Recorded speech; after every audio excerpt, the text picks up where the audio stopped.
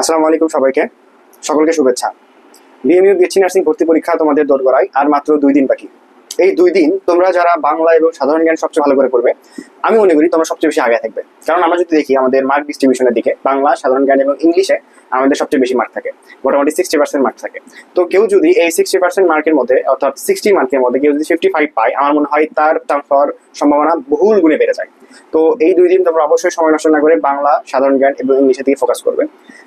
বিজ্ঞান তো অবশ্যই আছে, তোমরা যেহেতু সবাই বিজ্ঞানের স্টুডেন্ট, সায়েন্সের স্টুডেন্ট, তো তোমাদের বিজ্ঞানের উপরে যে ধারণা আছে সেই ধারণা দিয়ে অনেক ভালো এখানে করা সম্ভব। তোমাদের যে পড়া আছে সেটা শুধু রিভাইজ করে যাবে, তাহলে বিজ্ঞান হয়ে যাবে। কিন্তু সাধারণ জ্ঞান এবং বাংলার প্রতি তোমরা বেশি জোর দাও, কারণ সাধারণ জ্ঞান থেকে যে কোশ্চেনগুলো হয় সাধারণত বাংলাদেশ বিষয়গুলি, আন্তর্জাতিক বিষয়গুলি, সাম্প্রতিক বিষয়গুলি এবং হচ্ছে স্বাস্থ্য ও চিকিৎসা বিষয়গুলি। তার মধ্যে থেকে যে সাম্প্রতিক বিষয়গুলিগুলো আছে এখান থেকে কিন্তু 5 থেকে 6 মার্ক কোশ্চেন এসে থাকে, ঠিক আছে?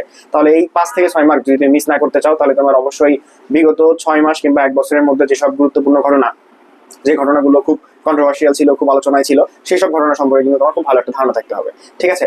আর সাধারণ জ্ঞানের মধ্যে বাংলাদেশ বিষয়গুলি এবং আন্তর্জাতিক বিষয়গুলি থেকে তো সাধারণ জ্ঞান থাকবেই। সাথে সাথে বাংলার জন্য 9-10-এর যে বাংলা ব্যাকরণ বই, সেই বইয়ে যত উদাহরণ আছে সবগুলো উদাহরণ দেখে যাওয়ার চেষ্টা করবে। এবং বাংলার যে মুখস্থ পার্ট, অর্থাৎ সমার্থক শব্দ, এক কথায় প্রকাশ, বাগধারা, বিপরীত শব্দ, এখান থেকে তো 100% প্রশ্ন থাকবেই। আর বানান শুদ্ধিকরণ, পারিভাষিক শব্দ, এগুলো কিন্তু মোস্ট ইম্পর্টেন্ট টপিক। ঠিক তেমনি ইংলিশের জন্য তোমার স্পেলিং, অ্যান্টোনিম, স্যানোনিম, তারপরে তোমার হচ্ছে চেঞ্জিং সেন্টেন্স, এগুলো কিন্তু খুব ইম্পর্টেন্ট টপিক, ঠিক আছে? এগুলো কিন্তু অবশ্যই অবশ্যই তোমরা ভালো করে পড়ে যাবে। তো এই পরীক্ষায় ভালো করার জন্য বাংলা এবং সাধারণ জ্ঞানের তোমার কোনো বিকল্প নেই, ঠিক আছে? তাহলে তোমাদের সবার জন্য শুভকামনা, সবাই ইনশাল্লাহ ভালো রেজাল্ট করো। দোয়া করবো তোমাদের ভবিষ্যৎ সুন্দর হোক। ধন্যবাদ সবাইকে।